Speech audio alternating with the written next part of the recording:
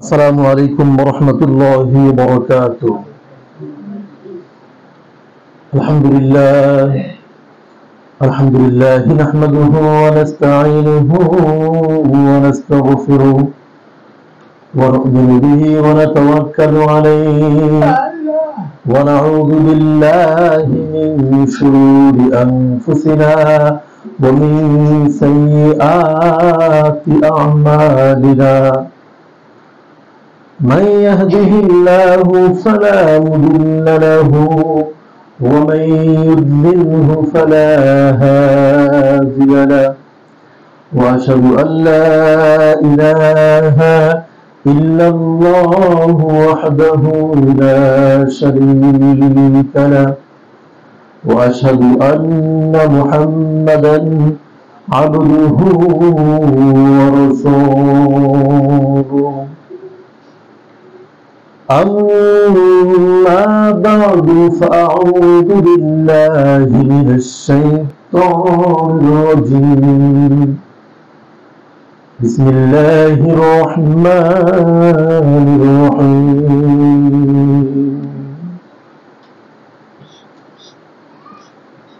توبوا إلى الله جميعا أيها المؤمنون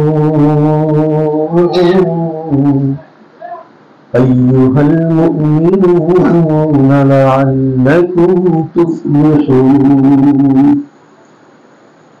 صدق الله تعالى وصدق رسوله النبي الأمي الكريم ونحن على ذلك لمن الشاهدين والشاكرين والحمد لله رب العالمين. সমস্ত প্রশংসা সেই মহান রব্বুল আলামিনের দরবারে, যে মহান রব্বুল আলামিন আমাদের সকলকে অত্যন্ত মেহেরবানি করে প্রত্যেক জুমার সালাতের ন্যায় আজকেও জুমার সালাত আদায় করবার লক্ষ্যে মসজিদ আসবার জন্য তৌফিক এনায়েত করেছেন। সেজন্য সকলেই আমরা শুকরিয়া জ্ঞাপন করছি আলহামদুলিল্লাহ। আবারও শুকরিয়া জ্ঞাপন করছি আলহামদুলিল্লাহ। শুকরিয়া জ্ঞাপন করলে মহান রব্বুল আলামিন নিয়ামতগুলোকে বৃদ্ধি করে দেন। জোরে বলেন সুবহানাল্লাহ। আল্লাহ রব্বুল আলামিন পবিত্র কুরআনুল কারীমের মধ্যে বলেন, লাইন শাকারতুম লাযীদান্নাকুম ওয়া লাইন কাফারতুম ইন্না আযাবী লাশাদীদ। আল্লাহ রাব্বুল আলামিন পবিত্র কুরআনুল কারীমের মধ্যে বলে দিয়েছেন, আমার নিয়ামত পাওয়ার পরে যে ব্যক্তি নিয়ামতের কৃতজ্ঞতা প্রকাশ করে আমি তার নিয়ামতগুলোকে বৃদ্ধি করে দেই। জোরে বলেন সুবহানাল্লাহ। যে ব্যক্তি নিয়ামত পাওয়ার পরে নিয়ামতের শুকরিয়া জ্ঞাপন করে না, কৃতজ্ঞতা প্রকাশ করে না, আল্লাহ রাব্বুল আলামিন ওই ব্যক্তির নিয়ামতগুলোকে ছিনিয়ে নেন। জোরে বলেন নাউযুবিল্লাহ। নিয়ামত একটা গুরুত্বপূর্ণ জিনিস। এই যে আল্লাহ সুবহানাহু ওয়া তাআলা আমাদেরকে এখানে আসার তৌফিক দিয়েছেন, এর মানে এটাই যে আল্লাহ তাআলা আমাদেরকে জান্নাতে দিতে চান, আমাদেরকে মাফ করে দিতে চান, আমাদেরকে নাজাত দিতে চান। এজন্যই আল্লাহ তাআলা আমাদেরকে এই খাস নিয়ামত প্রদান করেছেন। জোরে বলেন না সুবহানাল্লাহ।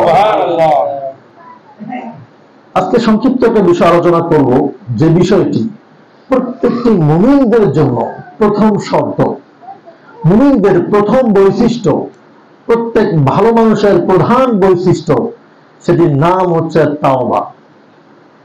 এই তাওবা এটি গুরুত্বপূর্ণ একটা বিষয় ইসলামের মধ্যে। তাওবার আবিধানিক অর্থ আছে, পারিভাষিক অর্থ আছে। তাওবার অর্থ হলো আত-তাওবাতু মান তাবা ইয়াতুবু আন রাজা, আনুগত্য করা, অনুশোচনা করা, ফিরে আসা, তাওবা করা। এটি হচ্ছে তাওবা শব্দের আবিধানিক অর্থ। এর পারিভাষিক অর্থ আছে আর রুজুউ মিন মাসিয়াতিল্লাহি ইলা তাআ, আল্লাহ তাআলার নাফরমানি থেকে আল্লাহ তাআলার অনুগত্যের দিকে ফিরে আসার নাম হলো তাওবা। এই তাওবা কি গুরুত্বপূর্ণ একটি জিনিস। আল্লাহ রাব্বুল আলামিন এই প্রসঙ্গে অসংখ্য আয়াত কোরআনুল কারীমে নাযিল করেছে। সূরা নূরের 31 নং আয়াতে কারীমে আল্লাহ তাআলা বলছেন, তুবু ইলাল্লাহি জামিআন আইয়ুহাল মুমিনুনা লাআল্লাকুম তুফলিহুন। আল্লাহ রাব্বুল আলামিন সমস্ত মানুষদেরকে ডাক দিয়ে বলেন, তোমরা আল্লাহর দিকে ফিরে আসো, তোমরা তওবা করো, তোমরা যে অন্যায় করেছো এর থেকে তওবা করে আল্লাহ তাআলার নিকটে ফিরে আসো, লাআল্লাকুম তুফলিহুন। যদি তোমরা ফিরে আসতে পারো তাহলে আশা করা যায় তোমরা সকলেই কামিয়াব হয়ে যাবে, তোমরা সকলেই সফল কাম হয়ে যাবে। জোরে বলেন সুবহানাল্লাহ। তাহলে আল্লাহ তাআলার দিকে ফিরে আসলে তওবা করলে কি হয়ে যাবে? সফল কাম হয়ে যাওয়া যাবে। তাহলে সফলতার প্রথম স্টেপ আমরা বলে নিতে পারি, আমরা ধরেই নিতে পারি সফলতার প্রথম স্টেপ হলো তওবা করা। সফলতার প্রথম স্টেপ কি? সফলতার প্রথম ধাপ কি? তওবা ব্যতীত কোনো মানুষ সফল হতে পারে না। আপনি অনেক কোটিপতি হতে পারেন, আপনাকে দেখতে অনেক বড় আলেম মনে হতে পারে, কিন্তু আপনি চূড়ান্ত সফল নন। আপনি যদি সফলতা অর্জন করতে চান তাহলে সর্বপ্রথম যে কাজটি করতে হবে এই কাজটির নাম হলো তওবা। এই তওবা না করার কারণে আজকে ইবলিসের এই পরিণতি, ঠিক না? ভুল তো রাসূল আদম আলাইহিস সালামও তো করেছিলেন, আমাদের পিতা আদম আলাইহিস সালামও ভুল করেছিলেন, কিন্তু আল্লাহ তাআলা তাকে মাফ করে দিয়েছেন। কেন? তিনি তওবা করেছিলেন। আর ইবলিস তওবা না করার কারণে আজকে ইবলিস চির অভিশপ্ত হয়ে গিয়েছে। সম্মানিত উপস্থিতি, শুধুমাত্র এই তওবা করলে আল্লাহ তাআলা খুশি হন এতটুকুই নয়। আল্লাহ তাআলা বলে দিয়েছেন সূরা তাহরিমের 8 নং আয়াতে কারিমার মধ্যে বলছেন, ইয়া আইয়ুহাল্লাযীনা আমানু তুবু ইলাল্লাহি তাওবাতান নাসুহা আসা রাব্বুকুম আন ইউকাফিরা আনকুম সাইয়্যাতিকুম ওয়া ইউদখিলাকুম জান্নাতিন তাজরি মিন তাহতিহাল আনহার। আল্লাহ রাব্বুল আলামিন বলছেন, ইয়া আইয়ুহাল্লাযীনা আমানু তুবু ইলাল্লাহি তাওবাতান নাসুহা। হে ঈমানদারগণ, কাদেরকে বলছেন? মুমিনদেরকে। হে ঈমানদারগণ, তোমরা সকলেই তওবা করো, আন্তরিকতার সহিত তোমরা তওবা করো। আসা রাব্বুকুম আইয়ুকাফিরা আনকুম সাইয়্যাতিকুম। আশা করা যায় তোমরা যে গুনাহ করেছিলে, তোমরা যে পাপ কাজগুলো করেছিলে, এই সমস্ত পাপ কাজগুলোকে আল্লাহ রাব্বুল আলামিন ক্ষমা করে দিবেন। এরপরে বলা হচ্ছে ওয়াইদখিলাকুম জান্নাতিন তাজরি মিন তাহতিহাল আনহার। তোমাদেরকে মাফ করে দিবেন, শুধু এতটুকুই নয়, এবং তোমাদেরকে প্রবেশ করাবেন ওই জান্নাতে যেই জান্নাতের নিচের মধ্যে, যেই জান্নাতের তলদেশের মধ্যে নহর প্রবাহিত হচ্ছে। জোরে বলেন সুবহানাল্লাহ। এরপরে আরেক আয়াতের মধ্যে আল্লাহ তাআলা তাওবার গুরুত্ব বুঝিয়েছেন। সূরা বাকারার 222 নং আয়াতে কারিমার মধ্যে বলা হচ্ছে, ইন্নাল্লাহা ইউহিব্বুত তাওয়াবিন ওয়া ইউহিব্বুল মুতাতাহহিরিন। আল্লাহ রাব্বুল আলামিন সমস্ত মানুষদেরকে জানিয়ে দিলেন, আল্লাহ তাআলা বলছেন, ইন্নাল্লাহা, নিশ্চয়ই আল্লাহ রাব্বুল আলামিন ইউহিব্বুত তাওয়াবিন, ভালোবাসেন তাওবাকারী ব্যক্তিদেরকে। যারা তাওবা করেন তাদেরকে আল্লাহ রাব্বুল আলামিন ভালোবাসেন। ওয়া ইউহিব্বুল মুতাতাহহিরিন, এবং যারা পবিত্রতা অর্জন করে ওই সমস্ত ব্যক্তিদেরকে আল্লাহ রাব্বুল আলামিন ভালোবাসেন। আল্লাহ রাব্বুল আলামিন তাওবাকারীদেরকে কেমন ভালোবাসেন এটি বুঝাতে গিয়ে রাসূল সাল্লাল্লাহু আলাইহি ওয়াসাল্লাম সাহাবা আজমাইনদেরকে একটা ঘটনা উল্লেখ করেছেন। হযরত হারিস ইবনে সুয়াইদ রাদিয়াল্লাহু তাআলা আনহু হতে বর্ণিত, তিনি বলেন, আব্দুল্লাহ ইবনে মাসউদ রাদিয়াল্লাহু তাআলা আনহু একদিন অসুস্থ। তার অসুস্থতার কারণে আমরা তাকে দেখার জন্য যাই। তাকে দেখতে গিয়ে কথা প্রসঙ্গে তিনি আমাদেরকে একটি হাদিস শোনায়া দিলেন। তিনি বললেন, সামিআতু রাসূলুল্লাহ সাল্লাল্লাহু আলাইহি ওয়াসাল্লাম ইয়াবরাউল্লাহু আশাদ্দা ফারহান বিতাওবাতিহি আবদিহিল মুমিন। হযরত আব্দুল্লাহ ইবনে মাসউদ রাদিয়াল্লাহু তাআলা আনহু বলছেন, রাসূল সাল্লাল্লাহু আলাইহি ওয়াসাল্লাম বলেছেন, তিনি বর্ণনা করেছেন, রাসূল সাল্লাল্লাহু আলাইহি ওয়াসাল্লাম বলছেন, একজন ব্যক্তি দীর্ঘ 1 মাস সফরের জন্য বের হয়ে গিয়েছে। 1 মাসের পথ অতিক্রম করার জন্য একটি উট নিয়েছে। উটের উপরে খাদ্য, পানি এবং তার কাপড় চোপড় সমস্ত প্রয়োজনীয় জিনিসগুলো নিয়েছে। সে 15 দিন পর্যন্ত সফর করার পরে মরুভূমির মাঝপথের মধ্যে বিশ্রামের জন্য বসে গিয়েছে। বিশ্রাম নেওয়ার জন্য যখন বসে গিয়েছে, কিছুক্ষণ সময় বিশ্রাম করার পরে সে উঠে দেখে তার সামনে থেকে তার উট এবং খাদ্য পানি কোনোটাই আর নাই। ব্যক্তিটি এমন টেনশনের মধ্যে পড়ে গিয়েছে, এমন চিন্তিত হয়ে গিয়েছে, ব্যক্তিটি ভাবতেছে যদি এই মুহূর্তে আমি বাড়ির দিকে ফিরে যাই তাহলে আমার মৃত্যু, এবং আমি যদি এখান থেকে আমার গন্তব্যের দিকে রওনা করি তবুও আমার মৃত্যু হয়ে যাবে। এমন একটা মরুভূমির মধ্যে সে আটকা পড়ছে, মানে বিশ্রাম নেওয়ার জন্য বসেছিলেন। টাইমটা ছিল জোহরের পরে, দুপুর টাইমে, ভর দুপুর একটা টাইম। এমন রোদ, এই রোদের মধ্যে একটা গাছের নিচে বসে বিশ্রাম নিচ্ছিলেন। এমন অবস্থায় যখন উটটা হারায় ফেললেন, এতটা বিচলিত হয়ে গেলেন যে তিনি ভাবতে লাগলেন আমি যদি বাড়িতে যাই তাহলে আমার মৃত্যু হবে। এই 15 দিন আমি না খেয়ে তো চলতে পারবো না। এই 15 দিন আমি আমার উটের রাস্তা 15 দিন আমি হেঁটে যেতে তো পারবো না, এবং আমি যদি গন্তব্যের দিকে যাই সেটাও তো 15 দিন সময় লাগবে। এই 15 দিন বিনা খাদ্যে বিনা পানিতে আমি কি আর বেঁচে থাকতে পারি? লোকটি চিন্তার মধ্যে পড়ে গেলেন এবং ভাবতে লাগলেন আজকে নির্ঘাত আমার মৃত্যু হয়ে যাবে, নিশ্চিত আমার মৃত্যু হয়ে যাবে। লোকটি ভাবতে লাগলেন যে আমি এখন যদি এই ছায়া থেকে বের হয়ে আমি যদি মরুভূমির মধ্যেও খোঁজা শুরু করি তাহলে আমি যতক্ষণ পর্যন্ত বেঁচে থাকার সম্ভাবনা আছে ততক্ষণ পর্যন্ত আমি বাঁচতে পারবো না যদি আমি রোদের মধ্যে গিয়ে আমার এই উটকে তালাশ করতে লাগি। সেই ব্যক্তি বললেন সে বললেন যে খুঁজতে গেলে আমি যদি এই উটকে খুঁজতে যাই তাহলে আমি মারা যাব। অতএব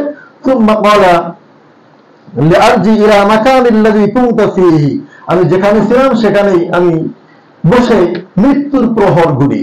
সে ব্যক্তি বসে তার গালের নিচে হাতটা দিয়ে ভাবতে লাগলেন, চিন্তা করতে লাগলেন আমার কি হবে, এখন আমার কি হবে, মৃত্যু ছাড়া আমার তো কোনো আর পথ নাই। ভাবতে লাগলেন, চোখ একবার খুলে চোখ আবার বন্ধ করে এমত অবস্থায় চোখটা খুলে দেখে ওয়াইন্দাহু রাহিয়াতিহি ওয়া আলাইহি যাদাতুহু ওয়া তাআমিহি ওয়া শারাবিহি।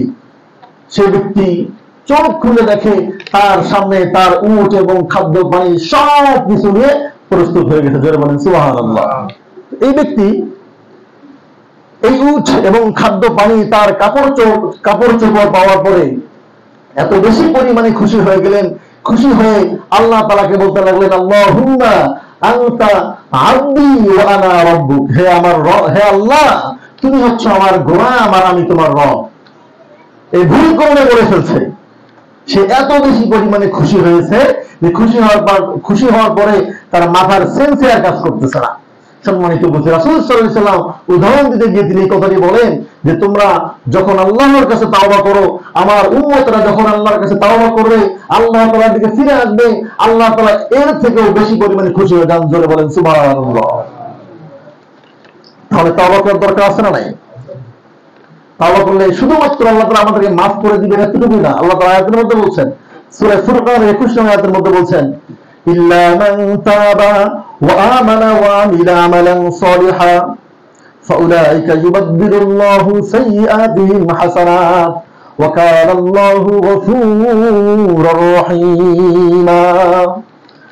আল্লাহ রাব্বুল আলামিন সূরা ফুরকানে জানিয়ে দিয়েছেন যারা তাওবা করে, ইল্লা মান তাবা যারা তাওবা করবে, ওয়া আমানা যারা ঈমান আনবে, ওয়া আমিলা আমালান সালিহা এবং যারা নেক আমলগুলো করবে, ফাউলাইকা ইউবাদদিলুল্লাহু সাইয়্যাতিহিম হাসানাত। তারা পূর্বে যে গুনাহগুলো করেছিল, তারা পূর্বে যে অন্যায় কাজগুলো করেছে তাদের সমস্ত অন্যায় কাজগুলোকে ক্ষমা করে দেওয়া হবে এবং সমস্ত এই পাপগুলোকে পুণ্য দ্বারা পরিবর্তন করে দেওয়া হবে। জোরে বলেন সুবহানাল্লাহ। মানে আপনি যত গুনাহ করছেন এই গুনাহগুলোকে আবার সওয়াব বানায় দেওয়া হবে। কি বানায় দেওয়া হবে?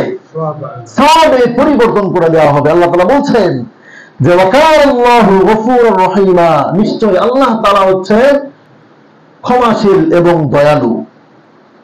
এই হাদিস, একটা হাদিস বলি, আমরা তো হয়তো মনে করি যে আমরা অনেক গুনাহ করেছি, আমরা ঘুষ খেয়েছি, সুদ খেয়েছি, অন্যায় করেছি, আমরা মানুষের জমিন কেড়ে নিয়েছি, আমরা ডাকাতি করেছি, অনেক গুনাহ করেছি, আল্লাহ তাআলা আমাদেরকে তবুও কি মাফ করবে?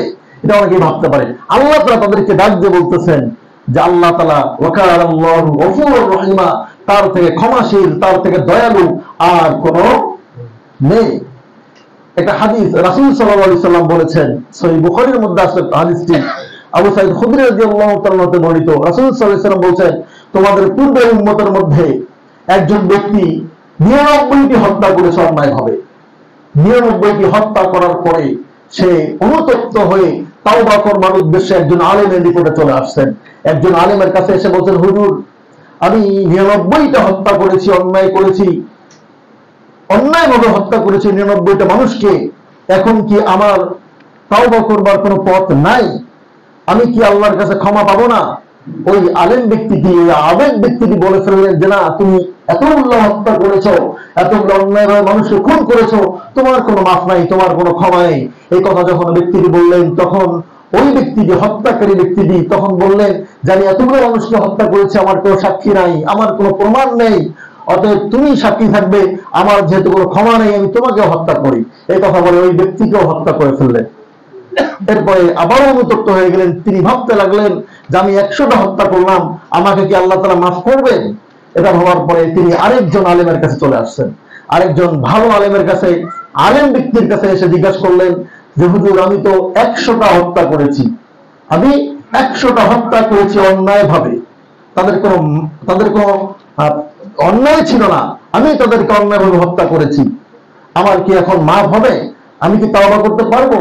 ওই ব্যক্তি, আলেম ব্যক্তিকে বললেন, অবশ্যই আল্লাহ তাআলা তোমাকে ক্ষমা করে দিবেন। তুমি যাও অমুক গোত্রের মধ্যে গিয়ে, অমুক গোত্রে গিয়ে দেখবে মানুষেরা ইবাদতের মধ্যে লিপ্ত আছে, মানুষেরা ইবাদত করছে, তুমি সেখানে গিয়ে ইবাদত করা শুরু করো। ব্যক্তিটি সেখান থেকে বের হয়ে সে ব্যক্তি ইবাদতের উদ্দেশ্যে, তাওবার উদ্দেশ্যে রওনা করে দিলেন। প্রতিমধ্যেই মালাকুল মাউত তার সামনে উপস্থিত হয়ে গিয়েছে। এর সঙ্গে দুই দল ফেরেশতা আসছে, একটা হচ্ছে আযাবের ফেরেশতা, আরেক দল হচ্ছে রহমতের ফেরেশতা। আযাবের ফেরেশতারা বলা শুরু করে দিয়েছে, আমরা এই ব্যক্তির জানকে কবজ করে নিয়ে যাব, আমরা এর রূহকে আমরা নিয়ে যাব, কারণ এই ব্যক্তি এতগুলো হত্যা করেছে, এই ব্যক্তি পাপী ব্যক্তি ছিল। এখন রহমতের ফেরেশতারা বলতেছে, আমরা এর রূহটাকে নিয়ে যাব, এর কারণ সেই ব্যক্তি তাওবা করবার উদ্দেশ্যে বের হয়ে গিয়েছে। যখন এই রহমতের ফেরেশতা, আযাবের ফেরেশতা দুই দল বিবাদের মধ্যে লিপ্ত হয়ে গেলেন, তখন আল্লাহ রাব্বুল আলামিনের কাছে গেলেন মীমাংসার জন্য। আল্লাহ তাদেরকে বলে দিলেন, তোমরা যাও, গিয়ে দেখো ওই ব্যক্তি ওই বাড়ির থেকে যদি বেশি দূর পথ রওনা হয়ে থাকে, তাহলে তার জানটা নিয়ে আসবে রহমতের ফেরেশতা। যদি কম সংখ্যক রাস্তা অতিবাহিত করে থাকে, তাহলে তার রূহটাকে নিয়ে আসবে আযাবের ফেরেশতারা। এই কথা বলে ফেরেশতাদেরকে পাঠিয়ে দিলেন। ওই ব্যক্তি আসলেই অল্প কিছু দূর রাস্তা অতিবাহিত করেছিলেন। আল্লাহ রাব্বুল আলামিন তার রাস্তাটাকে বৃদ্ধি করে দিয়ে তার রূহটাকে নিয়ে গেল রহমতের ফেরেশতারা। সম্মানিত উপস্থিতি, রাসূল সাল্লাল্লাহু আলাইহি ওয়াসাল্লাম হাদিসটি বর্ণনা করেছেন। এর মানে বোঝা যায়, মানুষ যত অন্যায় করুক না কেন, যত গুনার কাজই করুক না কেন, আল্লাহ তাআলা ক্ষমাশীল, আল্লাহ তাআলা ক্ষমা করবে। আমাদের কি করতে হবে? ক্ষমা চাইতে হবে। আমরা ক্ষমা চাই? আমরা তো ক্ষমা চাই না। আল্লাহ তাআলা আমাদেরকে ডাক দিয়ে বলতেছেন, আল্লাহ রাব্বুল আলামিন পবিত্র কোরআনের মধ্যে বলতেছেন, ওয়াল ইয়া ইবাদিয়াল্লাযীনা আসরাফু আলা আনফুসিহিম লা তাকনাতু মির রাহমাতিল্লাহ। আল্লাহ রাব্বুল আলামিন তার নবীকে ডাক দিয়ে বলেন, ও নবী, ইবাদিয়াল্লাযীনা আসরাফু আলা আনফুসিহিম, আপনি ওই সমস্ত ব্যক্তিদেরকে ডাক দিয়ে বলেন যারা নিজের নফসের উপরে জুলুম করেছে, যারা অন্যায় করেছে, যারা গুনাহ করেছে, এমন বেশি পরিমাণে গুনাহ করেছে, গুনাহ করার পরে সে ভাবতেছে আমার মনে হয় আর কোনো ক্ষমা হবে না। আপনি ওই সমস্ত ব্যক্তিদেরকে ডাক দিয়ে বলেন, লা তাকনাতু মির রাহমাতিল্লাহ, আপনি তাদেরকে বলে দেন, তোমরা আল্লাহর রহমত থেকে কখনো নৈরাশ হইয়া যায় না। তোমরা যত গুনাহ করো না কেন, যত পাপ করো না কেন, যত অন্যায় পৃথিবীর জমিনে তোমরা করো না কেন, তোমাদের সমস্ত অন্যায় গুণকে আল্লাহ তাআলা ক্ষমা করে দিবেন। আল্লাহ তাআলা বলছেন, ইন্নাল্লাহা ইয়াগফিরুয যুনুবা জামিআ, নিশ্চয়ই আল্লাহ রাব্বুল আলামিন তাদের সমস্ত গুনাহ খাতাগুলোকে maaf করে দিবেন। জোরে বলেন সুবহানাল্লাহ। ইন্নাহু হুয়াল গফুরুর রহিম, নিশ্চয়ই আল্লাহ রাব্বুল আলামিন ক্ষমাশীল, আল্লাহ রাব্বুল আলামিন হচ্ছেন দয়ালু। আপনি হয়তো মনে মনে ভাবছেন, হুজুর, আমরা চুরি করি, আমরা চুরি করেছি, আমরা জেনা করেছি, আমরা সিনেমা দেখেছি, আমরা অশ্লীল গান শুনেছি, আল্লাহ তাআলা আমাদেরকে তবুও ক্ষমা করবেন কিনা? আল্লাহ তাআলা আপনাকে উদ্দেশ্য করে বলছেন, লা তাকনাতু মির রাহমাতিল্লাহ, তোমরা আল্লাহর রহমত থেকে কখনো নৈরাশ হয়ে যেও না। আল্লাহ তাআলার কাছে তোমরা যত গুনাহ করো না কেন, তোমাদের এই সমস্ত গুনাহ খাতাগুলোকে মাফ করবেন যদি তোমরা তাওবা করো। তাহলে কি করতে হবে? এখন আমরা মনে করি যে আমরা কেন তাওবা করবো, আমরা তো বেশি অন্যায় করি না, আমরা তো গুনাহই করি না। অথচ রাসূল সাল্লাল্লাহু আলাইহি সাল্লাম সমস্ত মানুষদেরকে ডাক দিয়ে বলছেন, কুল্লু বানি আদম খাত্তা ওয়া খায়রুল খাত্তাইনা আত-তাওয়াবুন। রাসূল সাল্লাল্লাহু আলাইহি সাল্লাম বলছেন, কুল্লু বানি আদম খাত্তা, প্রত্যেক বানি আদম, প্রত্যেক মানুষ হচ্ছে গুনাহগার, প্রত্যেক মানুষ হচ্ছে পাপী, প্রত্যেক মানুষ হচ্ছে অন্যায়কারী। এই পাপিষ্ঠ ব্যক্তিদের মধ্য হতে, এই গুনাহগার ব্যক্তিদের মধ্য হতে খায়রুল খাত্তাউন আত-তাওয়াবিন, রাসূল সাল্লাল্লাহু আলাইহি সাল্লাম বলেন তারাই হচ্ছে সর্বশ্রেষ্ঠ পাপী, তারাই হচ্ছে উত্তম পাপী, যারা পাপ করার পরে আল্লাহ তাআলার কাছে তাওবা করে। জোরে বলেন সুবহানাল্লাহ। তাহলে তাওবা করার দরকার আছে না নাই? গুনাহ আমরা করি কি করি না? আমরা গুনাহ করি না? তাহলে আমাদের ক্ষমা চাইতে হবে কি যাবে না? হবে না। রাসূল সাল্লাল্লাহু আলাইহি সাল্লাম তার কোনো গুনাহ ছিলেন? রাসূল সাল্লাল্লাহু আলাইহি সাল্লাম সমস্ত মানুষদেরকে ডাক দিয়ে বলছেন, ও আমার সাহাবীরা, তোমরা আল্লাহর কাছে বেশি করে তাওবা করো। কি করো? তোমরা তাওবা করো। আমি ফাইন্নি, রাসূল সাল্লাল্লাহু আলাইহি সাল্লাম বলছেন, ফাইন্নি আতুবু ফিল ইয়াউমি ইলাইহি মিআতা মাররা, তোমরা এজন্য তাওবা করবে আমি নিজেও আল্লাহর কাছে দৈনিক 100 বার তাওবা করি। জোরে বলেন সুবহানাল্লাহ। রাসূল সাল্লাল্লাহু আলাইহি সাল্লাম প্রসঙ্গে বলা হয়েছে, লিয়াগফিরা লাকাল্লাহু মা তাকদ্দামা মিন যামবিহি, এই নবীর সামনের পিছনের সমস্ত গুনাহগুলোকে মাফ করে দেওয়া ছিল। মানে নবীর আগের কোনো গুনাহ নাই, রাসূল সাল্লাল্লাহু আলাইহি সাল্লামের ভবিষ্যতেও কোনো গুনাহ হবে না, যদি গুনাহ হয় সেগুলোও ক্ষমা করে দেওয়া ছিল। জোরে বলেন সুবহানাল্লাহ। তাহলে যার কোনো গুনাহ নাই তার প্রসঙ্গে আল্লাহ রাব্বুল আলামিন বলছেন, সেই নবী রাসূল সাল্লাল্লাহু আলাইহি সাল্লাম বলছেন যে আমি নিজেও 100 বার তাওবা করি, তোমরাও বেশি বেশি পরিমাণে তাওবা করো। তাহলে আমাদের তাওবা করবার দরকার আছে না নাই? আমাদের একটা কাজ, একটা সবক আজকের খুতবা থেকে আপনারা মনে রাখবেন, মনে করবেন যে হুজুর আজকে সবক দিয়ে দিছে। আমরা প্রত্যেকদিন সব সময়ে আমরা আস্তাগফিরুল্লাহ আস্তাগফিরুল্লাহ এই তাওবাটি আমরা জিকিরের মতো করে করব তো ইনশাআল্লাহ। প্রত্যেকদিন আপনি যেখানেই যান না কেন, আপনি বাসায় গেছেন, আপনি মনে মনে বললেন আস্তাগফিরুল্লাহ, একবার বললেন, আপনি ঘুমাচ্ছেন, আপনি দোয়া করবেন, এর মধ্যে বলবেন একবার আস্তাগফিরুল্লাহ, বলা যাবে ইনশাআল্লাহ। প্রত্যেক কাজের মধ্যে এই তাওবা এই জিকির হিসেবে আমরা নিতে পারবো তো ইনশাআল্লাহ। আল্লাহ তাআলা আমাদের সকলকেই এই তাওবা করবার তৌফিক দান করুন। সকলে বলি আমিন।